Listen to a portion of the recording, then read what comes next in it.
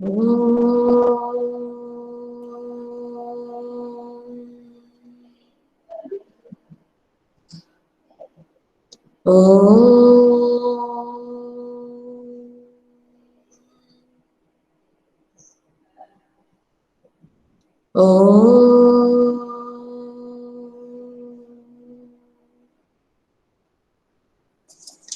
to all of you.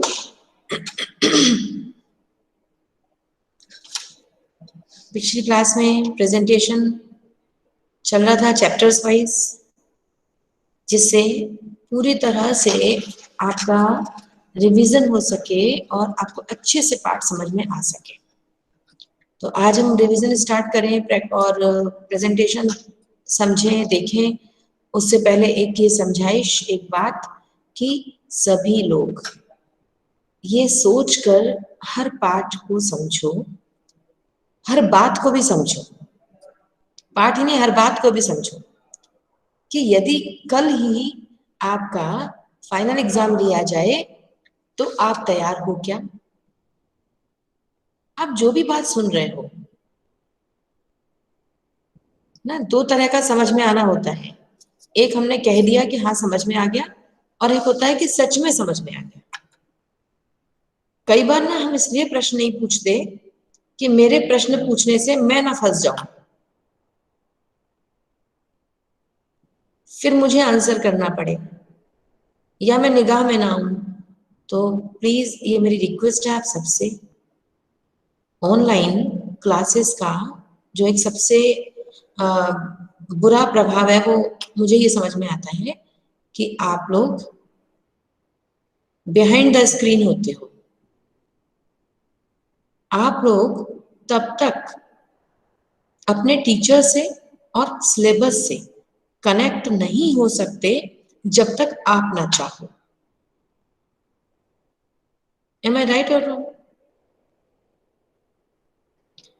Class में जब offline, जब आप स्कूल में आते हैं, आप साक्षात आमने सामने होते हैं, तब आपके पास ये मौका अपेक्षाकृत कम होता है कि आप बिल्कुल ना बोलें, आप बिल्कुल भी ना पूछें, आप कुछ भी ना कहें, बिना कुछ कहे सुने आप स्कूल आए और पूरे दिन आप म्यूट मोड पे रहें। ऐसा कभी हुआ है किसी के साथ? क्या आप स्कूल आए हो और पूरे दिन आपने एक शब्द भी नहीं बोला? अपने फ्रेंड से तो बोलेंगे खैर, किसी भी क्लास में आपने एक भी शब्द ना बोला, ऐसा कभी हुआ किसी के साथ? फुल डे, फुल डे हर क्लास में आप बिल्कुल म्यूट करके रहे। क्योंकि कई बार ऐसा भी हुआ होगा कि आप तो बोलना नहीं चाहते, लेकिन आपके सामने जो आपके विषय शिक्षक हैं या शिक्षिका हैं, उनकी निगाह में आपका इंप्रेशन गड़बड़ ना हो इसलिए बोले होंगे। ज्यादा नहीं बोले होंगे तो थोड़ा सा बोले होंगे। तो आपकी अपनी वैल्यू, आपकी अपनी इमेज, आपका अपना एक अस्तित्व आप स्कूल में लेकर आते हैं। ये अस्तित्व, अपनी ये पहचान, अपने प्रति ये सजगता, अपने प्रति आपके दायित्व ऑनलाइन क्लास की वजह से कहीं धूमिल हो रहे हैं।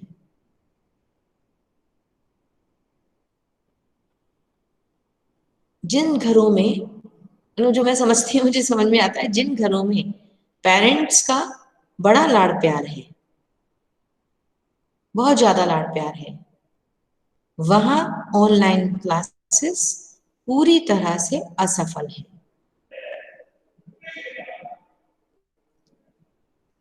जहां पर माता पिता की ओर से थोड़ी सी सख्ती है, थोड़ी सी निगरानी है, वहां कुछ मायनों में ये क्लास है ना सक्सेसफुल हो रही है। और जहां पर पेरेंट्स 100% अलर्ट हैं कि आज आपकी कितनी क्लास थी, आपने कौन कौन सी क्लास अटेंड की, आपने उस क्लास में अपने डाउट पूछे कि नहीं, तो फिर ये पूरी तरह से सफलता की ओर है। और उससे भी ज्यादा सक्सेसफुल ये क्लास तब है जब आप स्वयं अपने प्रति जागृत हैं। मान के चलो पेरेंट्स भी अवेयर उतने आपके लिए चिंतित नहीं है, टीचर्स भी आपके लिए उतने चिंतित नहीं है, लेकिन आप खुद के लिए बहुत चिंतित हो। यहाँ चिंतित से आशय परेशान होने से नहीं है, चिंतन करने से है। जब आप में से व्यक्तिगत रूप से हर बच्चा ये समझता है कि यदि मैम ने कोई चैप्टर पढ़ा दिया, उस चैप्टर में से मैम ने 10 क्वेश्चन डिस्कस किए, 10 में से 9.5 मुझे 100% समझ में आ गया, लेकिन एक क्वेश्चन है जिसका आधा हिस्सा मुझे समझ नहीं आया और मुझे वो सीखना है, मुझे वो पूछना है, मुझे वो जानना है। तो आप अपने शिक्षक को बीच में रोकते हो, या जब आपके टीचर्स पूछते हैं कि मैम क्या डाउट है, तो आप पूछते हो। तो जब आप ऐसा करते हो ना, तब फिर ये ऑनलाइन क्लासेस किसी भी तरह से अहितकारी नहीं है, हर तरह से आपका हित ही होगा। क्योंकि ऑफलाइन में भी हम ऐसा देखते हैं कि बहुत से बच्चे ऐसे हैं जो अपने शिक्षकों की निगाह से बचना चाहते हैं, जो इस परेशानी में पढ़ना ही नहीं चाहते कि उनसे प्रश्न पूछे जाएं या वो उत्तर दें। तो फिर चाहे ऑनलाइन हो चाहे ऑफलाइन हो, आपके लिए तो एक ही बात हो गई। हुई या नहीं बताओ? आप लोगों से जब डिबेट में पूछा गया था कि ऑनलाइन क्लासेस अच्छी हैं या ऑफलाइन, तो आपने पक्ष में भी बोला और विपक्ष में भी बोला। और आप सब बच्चे बहुत अच्छे से जानते हैं आपके कितने ही भैया दीदी होंगे जो खासतौर से अभी ऑनलाइन ही पूरा वर्क कर रहे हैं, चाहे वो किसी आईटी सेक्टर में हो, है ना, या वो किसी और संस्था से जुड़े हों, बट आपकी तरह से वो म्यूट मोड पे नहीं है।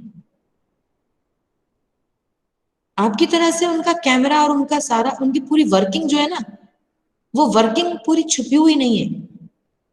दे आर डूइंग समथिंग, वो कहीं रिकॉर्ड हो रहा है, वो कहीं रिजल्ट उनका बन रहा है, उसी के बेस पे उनको सैलरी मिलनी है। बट वो क्यों काम कर रहे हैं? क्योंकि उनको सैलरी मिलनी है। मैंने तो कितने ऐसे लोगों को देखा है जो किसी फॉरेन एंड कंसर्न से या चीजों से जुड़े हुए हैं, एंड उनको अपनी ऑनलाइन सेवाएं रात में शुरू करनी पड़ती हैं, आफ्टर किसी को 11 o'clock, after 12 o'clock at night, after रात रात भर जाग के वो लोग ऑनलाइन काम कर रहे हैं। बट वो केवल नाम को काम नहीं कर रहे हैं, वो सच में काम कर रहे हैं। और चाहे आप फिर हमारे देश के सैनिक हो, चाहे डॉक्टर्स हो, चाहे टीचर्स हो, कोई भी हो, हम काम कर रहे हैं क्योंकि मेरा मन है, मेरी इच्छा है, मेरी अंदर से ये प्रेरणा है कि मुझे काम करना है। तो यदि मेरा स्वास्थ्य अच्छा भी नहीं है तो भी हम घर बैठ के क्लासेस ले रहे हैं। थोड़ा सा स्वास्थ्य खराब है तो स्कूल आके क्लासेस ले रहे हैं। तो वैसे ही आप भी कर सकते हैं बेटा। If you are not feeling well, कभी ऐसा है कि आपकी तबीयत अच्छी नहीं है, आप कैमरा ऑन नहीं करना चाहते हैं, तो please inform to your teacher कि आज के दिन मैं क्लास अटेंड तो कर रहा हूं या कर रही हूं, but I am unable to sit properly for 40 minutes। इस वजह से मेरा कैमरा ऑफ रहेगा, मेरा गला ठीक नहीं है, I am unable to speak today. तो क्या रहता है, ऐसा करोगे तो क्या होगा बताओ? यदि आप हर बात अपने शिक्षक की निगाह में रखोगे, क्योंकि अभी आप लोग दिख नहीं रहे हो, आपकी वेदना, आपकी पीड़ा, आपकी परेशानियां हमें दिख नहीं रही हैं, आप बताओगे तब समझ आएगा। तो जब आप बताओगे तो पारदर्शिता रहेगी, ट्रांसपेरेंसी रहेगी। कभी मान लो मुझे आपका टेस्ट लेना है, तो मुझे पता है कि मुझे तो इस बच्चे ने पहले से रिपोर्ट कर दिया है, आज ये बच्चा टेस्ट नहीं दे पाएगा, तो उस एक के लिए हम अपना टेस्ट आगे पीछे भी कर सकते हैं यदि फ्लेक्सिबिलिटी होगी तो। लेकिन आपने बताया नहीं और फिर आप ऑल ऑफ सडन कहते हैं कि मैम उस दिन मेरी स्थिति नहीं थी ऐसी कि मैं टेस्ट दे पाऊं, तो फिर आपको सुनना पड़ता है कि यू शुड इन्फॉर्म। ओके, तो आज के लिए ही नहीं है बेटा, अभी के लिए नहीं है। मेरी मतलब आपको ना हमेशा, मतलब पूरी जिंदगी में मैं आपको ये बात कहना चाहती हूँ कि कभी भी कुछ भी दिक्कत हो तो कंसर्न पर्सन को बताओ जरूर, चाहे वो आपके पेरेंट्स हो, चाहे वो आपका बॉस हो, चाहे वो आपके टीचर्स हो, कोई भी हो, प्लीज इन्फॉर्म।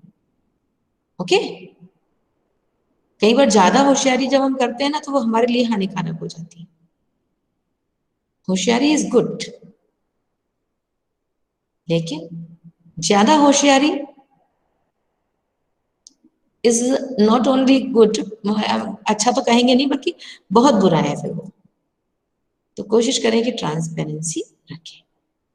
ठीक है, तो ये समझाइश मैंने इस वजह से दी कि यदि आप आमने सामने स्कूल में आ जाते हो, हम लोगों से मिलते हो, इससे अच्छी तो कोई बात हमारे लिए हो ही नहीं सकती कि हमारे बच्चे वापस हमारे संपर्क में आ गए।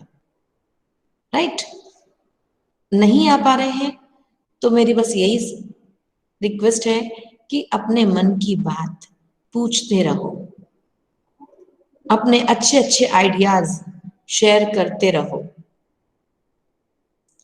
कितना अजीब लगता है ना, जैसे देखो सुधांशु को हम बहुत अच्छे से जानने लगे, काजल को हम बहुत अच्छे से जानने लगे, जबकि इन दोनों बच्चों को अभी तक देखा ही नहीं। बट जिस दिन आप ये दोनों बच्चे स्कूल आएंगे आप सबके साथ, तो हमें ऐसा लगेगा नहीं कि हम इनको जानते नहीं, क्योंकि ऑनलाइन होकर भी इन्होंने अपनी सहभागिता 100% दी है। मुझे अभी तक ऐसा एक भी दिन याद नहीं जिस दिन मैंने सुधांशु को पुकारा हो और सुधांशु ने आंसर नहीं किया। अब ये मत सोचना मैं बाकी लोगों की तारीफ क्यों नहीं कर रही हूँ, बाकी को तो मैं जानती हूँ, लेकिन सुधांशु और काजल को मैं नहीं जानती थी। लेकिन ऑनलाइन क्लासेस ने हमें इन दोनों से परिचित कराया।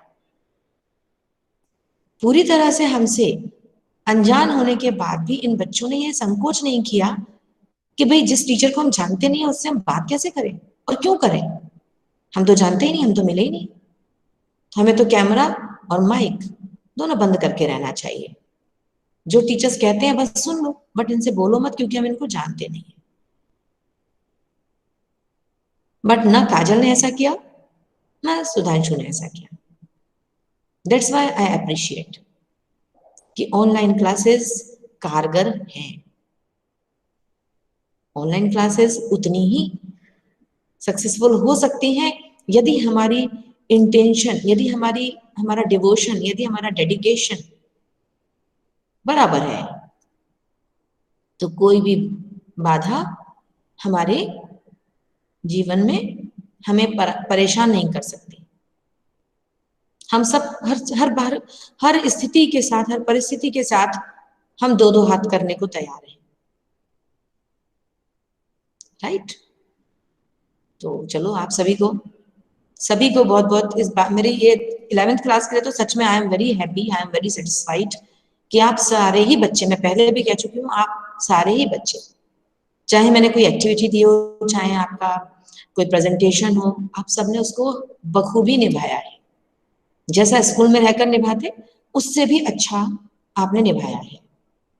लेकिन अब ना फाइनल असेसमेंट आ रहा है, इसलिए मैं थोड़ी सी चिंतित हूँ कि आपको मेरी बात समझ तो आ गई, मुझे मालूम है, आप मेरी बात आपके मन में उतर गई ये भी मुझे पता है, लेकिन लिखना कितना आया? जो फाइनल असेसमेंट होगा ना वो तो लिखने के आधार पे होगा, और कंटिन्यूस 3 आवर्स राइटिंग। अभी तक तो क्या चल रहा था, आधे घंटे का टेस्ट है, 1 घंटे का टेस्ट है, लेकिन 3 आवर्स राइटिंग। तो ऑनलाइन क्लासेस में आप सभी लोग लिखने के चोर हो गए, लिखने से आप लोग जी चुराने लगे। मैम या सर कुछ पढ़ा रहे हैं, आपने फटाक से स्क्रीनशॉट ले लिया, जबकि जब आप क्लास में आते थे तो आप स्क्रीनशॉट तो नहीं ले पाते थे। हम लोग जो आपको डिक्टेशन देते थे, जो हम आपको बोलते थे, आप जल्दी जल्दी से उसको नोट करते थे। जब आपसे मैम बोलती थी या सर बोलते थे कि चलो मैं कुछ आज पढ़ा रहा हूँ लिखो, तो आप लिखते थे। यहाँ आपके पास स्क्रीनशॉट का ऑप्शन नहीं था, और रिकॉर्डिंग दोबारा सुनने का भी ऑप्शन नहीं था। नहीं था ना? बोलो, मैं तो बहुत देर से बोल रही हूँ, यस और नो? तो आई जस्ट वॉन्ट टू से कि बेटा लिखने का प्रयास घर पे बैठ के अभी करते रहो। अपने आप को टास्क दो, अपने आप को असाइनमेंट दो कि मुझे इस प्रश्न का उत्तर 2 मिनट में लिखना है, अकॉर्डिंग टू वर्ड लिमिट। मुझे इस प्रश्न का उत्तर 5 मिनट में लिखना है, मुझे इस प्रश्न का उत्तर 10 मिनट में लिखना है, मुझे ये फीचर 6 to 7 मिनट में कंप्लीट करना है। लाइक दिस अपने आप को टास्क दीजिए प्लीज, मेरे ही सब्जेक्ट में नहीं, आई वॉन्ट टू से इन ईच सब्जेक्ट। जब तक आप विद्यालय नहीं आते हैं तब तक रोज, हर दिन, चाहे इंग्लिश चाहे हिंदी या जो भी आप चाहें, कम से कम 2 से 5 पेजेस लिखिए। अच्छा बताओ, हम सही कह रहे हैं कि गलत कह रहे हैं?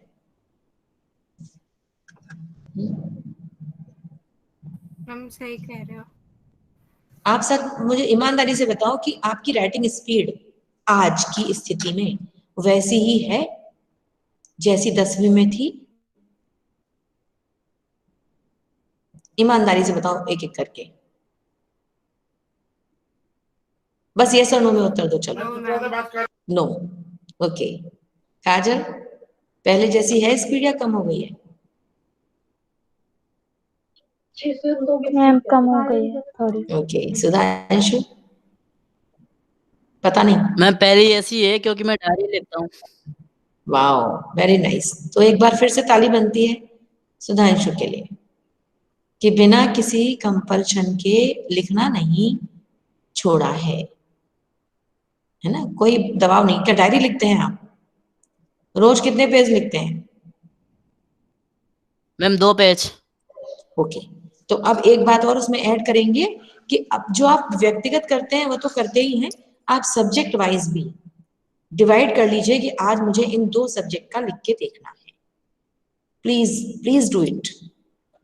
आपके टीचर्स आपको असाइनमेंट दें या ना दें, आप अपने आप को असाइनमेंट दीजिए।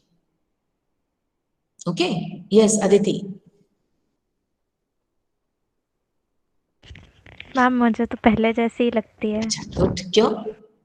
क्योंकि आप भी लिखते हो?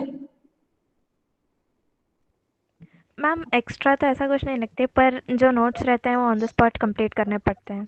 तो वो कर लेते स्क्रीनशॉट लेने का। वो कर लेते हो, यस है मैम। ना? बस बस यस मैम। जो आप देखो, वही हमने कहा कि बिना किसी दबाव के, बिना किसी डांट के, बिना किसी, कोई आपके सर पे डंडा लेके नहीं खड़ा है, still still you are aware कि मुझे क्या करना है, तो कोई कोई बाधा आपके रास्ते में आएगी ही नहीं।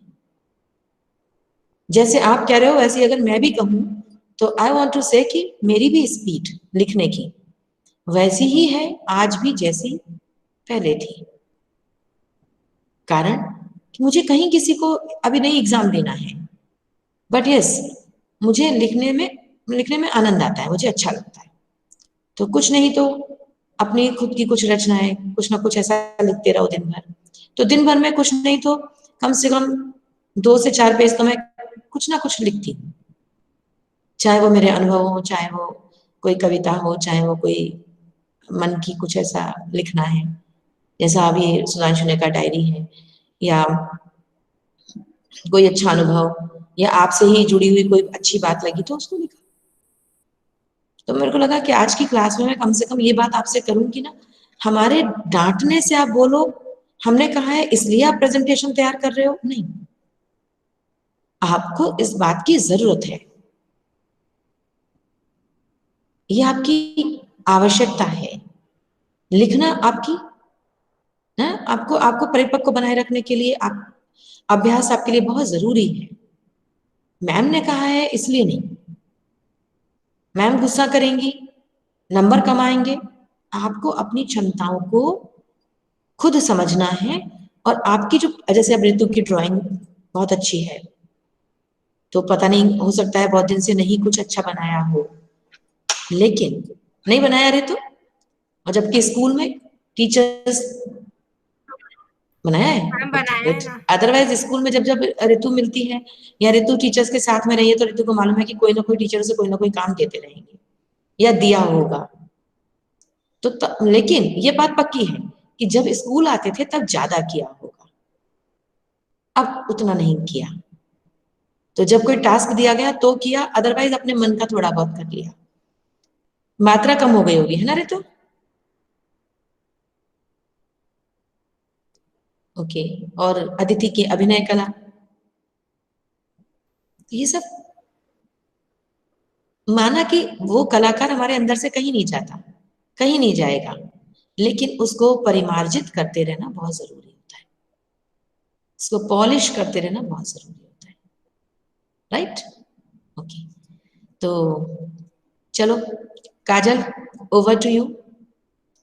काजल से हमारी पिछली क्लास की जो बात थी वो अधूरी रह गई थी, उसे कंप्लीट करते हैं। Kajal, are you listening me? Okay okay, ready? Yes ma'am. ठीक है, तो आज यस मैम। काजल का जो बचा हुआ प्रेजेंटेशन था वो देखेंगे। ओके, फिर अगली क्लास में ऋतु का बचा हुआ एक चैप्टर और एक चैप्टर काजल का। Please be prepared in next class. Okay Ritu, done? Ma'am yes ma'am. Okay okay Kajal, over to you.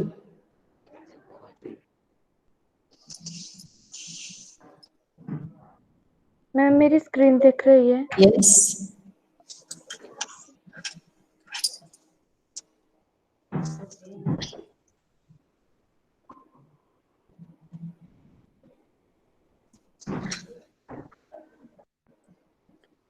प्रश्न उत्तर वे आंखें। बेटा अभी पहला प्रश्न, पढ़ने में नहीं आ रहा है, आपने अभी फुल स्क्रीन शेयर नहीं हुआ है,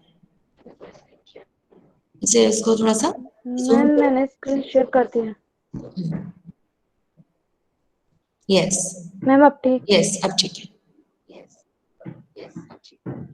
पहला, अंधकार की गुहा सरीखे उन आंखों से डरता है मन।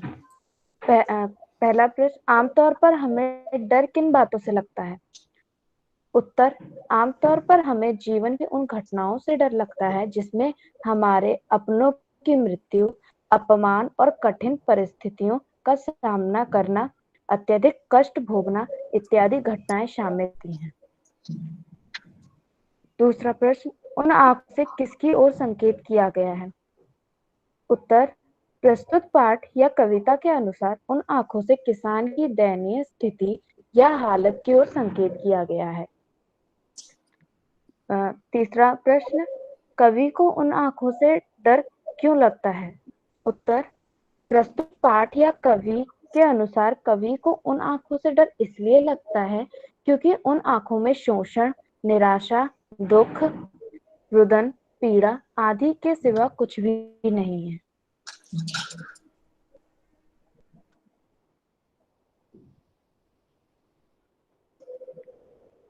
चौथा प्रश्न, डरते हुए भी कवि ने उस किसान की आंखों की पीड़ा का वर्णन क्यों किया है?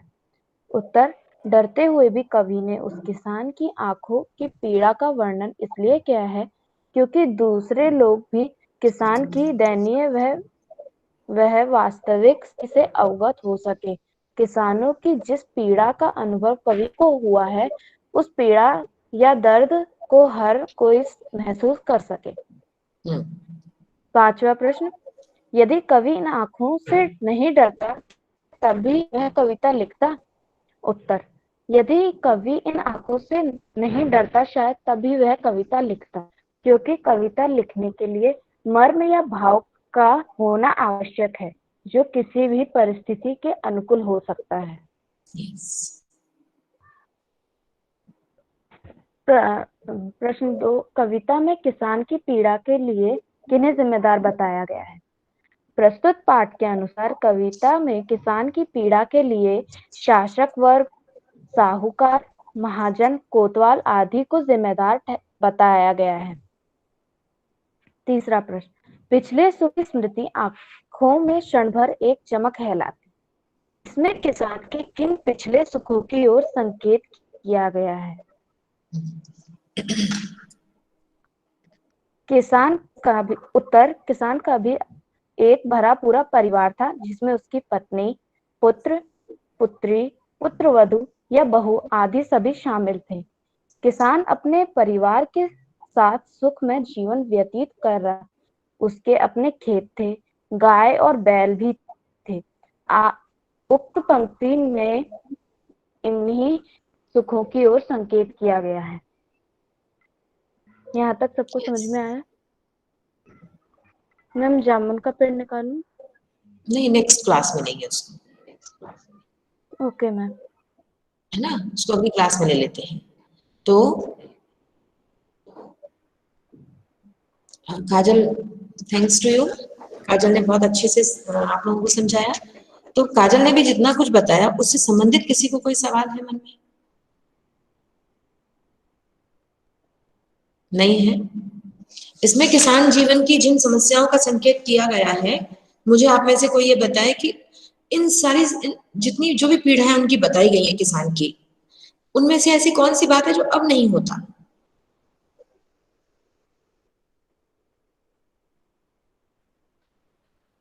किसान के जीवन का ऐसा कोई दर्द जो इस कविता में वर्णित है बट वर्तमान में नहीं है, ऐसी कौन सी बात आपको समझ में आई?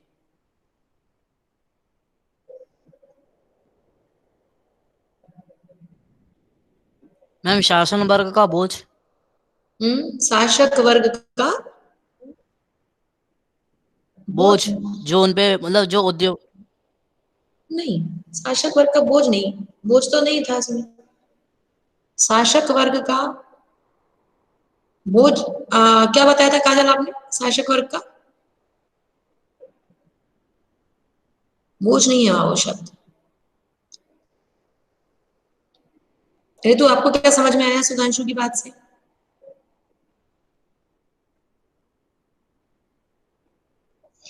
मैम जो उस टाइम राजा लोग, मेरे हिसाब से तो जो राजा लोग पहले टैक्स हाँ, या लगान लेते थे, हाँ, उसका कुछ यस, हम कह सकते हैं शासक वर्ग का हस्तक्षेप। आप लोग पुराने नाटकों में देखते हो ना, किस तरह से राजा के सैनिक आ जाते थे, कोड़े मारते थे, फिर लगान देने को कहते थे, नहीं देता था तो उसे पकड़ के दरबार में ले जाया जाता था। नहीं, इस तरह का जो एक वातावरण था वो आज के ग्रामीण परिवेश में मिलता है या नहीं, ये मेरा आपसे प्रश्न था। और भी इसे बहुत सारी बातें बताई गई है। एक और सबसे ज्यादा कौन परेशान, देखो एक तो वही था ना, कोतवाल परेशान करता था। तो कोतवाल माने कौन? शासक वर्ग के जो सिपाही थे, है ना, जो कारिंदे थे वो। और इसके अलावा और कौन पीड़ा का कारण था?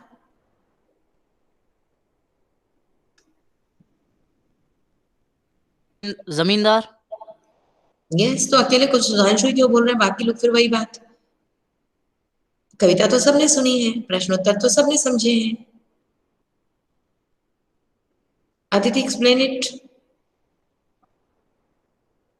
सुधांशु ने सिर्फ एक शब्द बोला है, बताओ।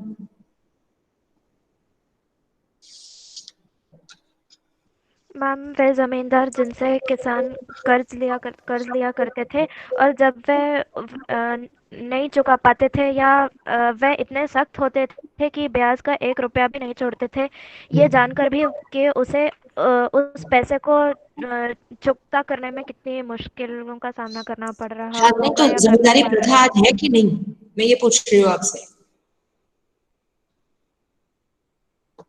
जो जमींदारी प्रथा थी,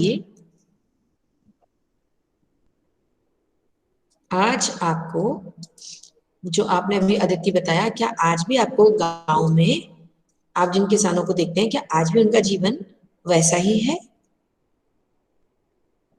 नो मैम, मैम वैसा नहीं है जमींदारों से। जमींदारों का जमींदारी तो अनुभव, नहीं है। हाँ, जमींदारी प्रथा समाप्त की गई। किस समाज सुधारक ने समाप्त की, ये पता करना। ये देखो, जितना आपको किताब में दिख रहा है उतना ही नहीं ना, इस किताब में, इस पाठ में, इस कविता में आपको जो बात बताई गई, जैसे अभी हमने कहा कि अब जमींदारी प्रथा नहीं, तो जमींदारी प्रथा का उन्मूलन ऐसे ही नहीं हो गया, बाकायदा कानून बना। तो मैम प्रथम पंचवार्षिक योजना। किसने, नहीं, पहले, सबसे पहले किसने एफर्ट किया आवाज उठाने के लिए? जैसे पहले सती प्रथा हुआ करती थी, जिस महिला के पति की मृत्यु हो जाती थी, उसे अपने पति के साथ अपने आप को, है ना, स्वयं का दाह करना पड़ता था, खुद को जलाना पड़ता था, सती हो जाना पड़ता था। तो पहले तो जब ये आरंभ, देखो, हर किसी भी कस्टम के आरंभ होने का एक कारण होता है, राइट, नीड होती है, एक जरूरत होती है, पता करना है, इसको मैं आपसे पूछूंगी कि सती प्रथा शुरू क्यों हुई थी, क्यों शुरू हुई थी, फिर कैसे वो एक प्रथा बन गई, और ये प्रथा कैसे कुप्रथा बन गई, और फिर इसको एंड किसने किया। अब जैसे अगर हम अभी देखो, अगर हम शायद अभी ले लें राजा एक राम बात, मोहन एक छोटा रॉय सा ने किया एग्जांपल, था। देखो जैसे मैं आपको कहती हूँ ना, बातों को जोड़ के देखो। हाँ ऋतु, आप कुछ कहना चाहते थे, पहले आप बोलो।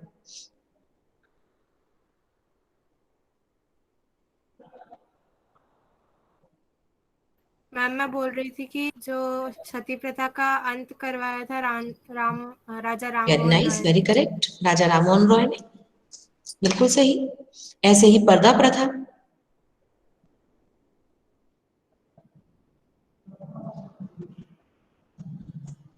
पर्दा, अच्छा बताओ, पर्दा प्रथा हिंदू समाज में ज्यादा प्रचलित है या किसी और में?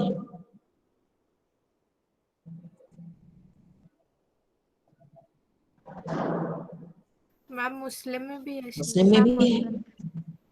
हाँ दीदी, इस्लाम में। है ना। तो पर्दा प्रथा का भी आरंभ किसी कारण से हुआ था। बाद में हमने इसे क्या मान लिया, बाद में हमने इसे रूढ़ी बना दिया, इसको कंपलसरी कर दिया कि पर्दा नहीं करोगे, घूंघट नहीं करोगे, बुर्का नहीं डालोगे, तो ये बहुत बड़ा जैसे कहेंगे ना, अमर्यादा का काम है, मर्यादाहीन आचरण है ये, ऐसा मान लिया। जबकि आप देखिएगा कि पुरानी जितनी भी विदुषी हुई हैं, चाहे वो अपाला हो, चाहे घोषा हो, या विद्योतमा हो, स्वयं सीता माता क्यों ना हो, हम जिन्हें अपनी देवी के रूप में स्वीकार करते हैं, स्वयं दुर्गा क्यों ना हो, स्वयं लक्ष्मी क्यों ना हो, क्या ये पर्दा करते हैं? क्या ये आवरण में, क्या ये घूंघट में है? नहीं। तो फिर भारतीय नारी को पर्दा क्यों? सोच के देखिए। तो ऐसे कुछ भी कि प्रथाएं या परंपराएं कब पैरों की बेड़ियां बन जाती हैं, कैसे वो रूढ़ी बन जाती हैं, और जब कोई अच्छी परंपरा, कोई अच्छी प्रथा जब कुप्रथा बन जाती है, तब उसे एबॉलिश करना पड़ता है, तब उसका दमन, उसको समाप्त करना समाज की प्रगति के लिए आवश्यक हो जाता है। तो ये जो वे आंखें कविता है आपकी, इसमें यही बताया गया कि पहले जमींदार प्रथा, महाजन, सूदखोर, कोतवाल, किसान को, किसान की खेती को, किसान की पूरे परिवार को अपनी बपौती समझते थे। वो जिसे चाहे घर से उठवा सकते थे, चाहे वो किसान की पत्नी हो, चाहे वो किसान की पुत्रवधू हो, चाहे वो उसकी बेटी हो। लेकिन वर्तमान में ऐसा नहीं है। किसान जागृत हो गया है। आज जो मॉडर्न टेक्नोलॉजी है, जनसंचार माध्यम है, उनका ये बहुत बड़ा योगदान है कि कोने कोने तक अब जागरूकता व्याप्त हो चुकी है। हर किसान को अपने अधिकार पता है। मगर होता क्या है, कई बार हम अपने अधिकारों का मिसयूज करने लगते हैं। जब हम उनका मिसयूज करने लगते हैं, तब फिर एक ऐसा कानून बनता है जो आपके उस अधिकार का हनन करता है। होता है कि नहीं, बताओ ऐसे कि आपको सहूलियत दे दी कि आप ये कर सकते हो, लेकिन जैसे ही दिखा कि इसका प्रयोग तो आप अपराध के लिए कर रहे हो, गलत कामों के लिए कर रहे हो, फिर एक कानून बन जाता है, एक नियम आ जाता है। राइट? तो आप केवल किसी भी चैप्टर को बस ऐसे मत पढ़ो कि जितना दिख रहा है उतना समझ लिया, क्योंकि इसमें बड़ा सुंदर प्रश्न है कि कवि को किसान की आंखों से डर क्यों लगता है, क्या दिखता है उसे आंखों में। और फिर मैंने उस प्रश्न को ऐसे ट्विस्ट किया कि क्या जो कवि को दिखा था, क्या आज के किसान की आंखों में जब आप झांकते हो, क्या आपको भी सेम वही की वही परेशानियां दिख रही हैं? अच्छा, संक्षेप में बताओ, आज के किसान की क्या परेशानी है?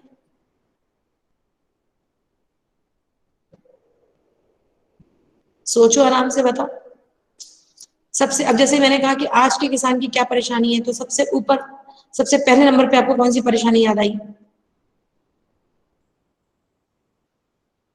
मैम मैम फसल नया जैसे कानून। कि बोलो मैम काजल, जैसे कि कंटिन्यू। उसने खेती करी थी, अगर वो खराब हो गई तो वो क्या बेचेगा, उसके पास पैसे नहीं वजह से शायद। फसल उगाई और वो अगर खराब हो गई तो अब वो क्या करे, ये समस्या है। Yes ma'am. मैंने सही सुना? Yes ma'am. ओके, ठीक है, चलो। ओके, अभी आपकी बात को और आगे बढ़ाते हैं। यस अदिति। मैम किसान बिल। हम्म, किसान बिल। क्या? किसान बिल? यहाँ ये तो वही ना, प्रोटेस्ट हो रहा है किसी भी बात का, तो क्यों हो रहा है? अब अपने किन अधिकारों से वंचित होने का उन्हें डर सता रहा है। वर्तमान में ऐसे कौन से किसान के अधिकार हैं, ऐसी कौन सी उनकी जो सुविधाएं थी जिनसे वंचित होने के लिए आज वो भयभीत है, आंदोलन कर रहे हैं। इस तरह से आपको अपने चैप्टर को एपिस्टेमिक अंडरस्टैंडिंग से कनेक्ट करना होगा।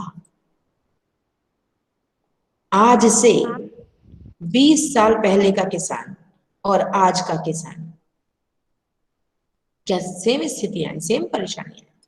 ये अदिति। मैम पानी की समस्याएं भी है, पानी की किल्लत। यस, आजकल पानी की किल्लत है।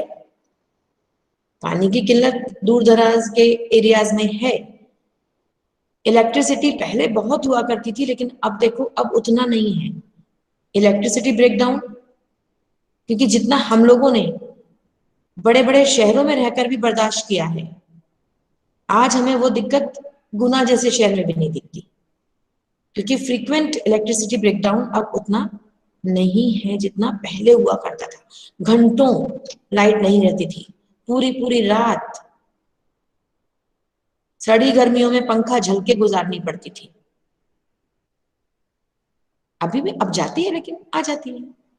तो एक वो समय था जब पूरी पूरी रात, पूरे पूरे दिन लाइट नहीं आती थी, कई कई दिन लाइट नहीं आती थी। फिर हुआ कि घंटों लाइट नहीं आती थी, फिर हुआ कुछ घंटों लाइट नहीं आती थी। लेकिन अब वो समस्या धीमे धीमे कम हो गई। शुद्ध यानी पीने योग्य पानी की समस्या आज भी किसान या कुछ इलाकों में है। यस, तो इस तरह से प्लीज चिंतन कीजिए, सोचिए। कल को आपको यदि आप बड़े होके बहुत बढ़िया अधिकारी बन गए और आपको ये एक उत्तरदायित्व आपके कंधों पर आया कि आपको इस देश के किसानों के लिए क्या करना है, तो वो तभी संभव है जब आपने सोचा है। यस रितु,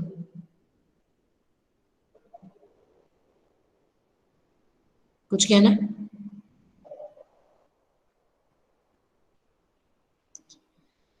मैम हम एक और बात देख सकते हैं कि किसानों को जो आजकल के लोन और इंटरेस्ट का भी प्रॉब्लम रहता है।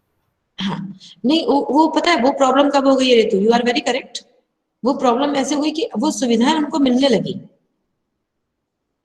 सरकार ने उनके लिए वो सुविधाएं मुहैया कराई, लेकिन क्या किसान तक वो सारी सुविधाएं पहुंचती हैं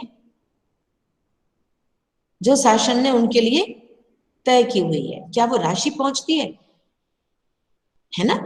तो यस, अभी उस दिशा में और क्या किया जा सकता है, इस तरह से हमें सोचना है। So very good, nice presentation, nice participation. So thanks to all of you. Let us join our hands for Shanti Path. अगली क्लास में फिर मिलते हैं नई जानकारी और नए प्रेजेंटेशन के साथ, ठीक है? चलो, please join your hands.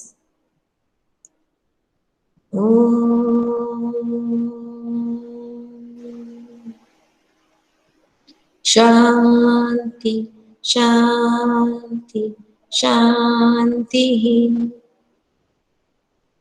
Sai Ram to all of you. God bless you all.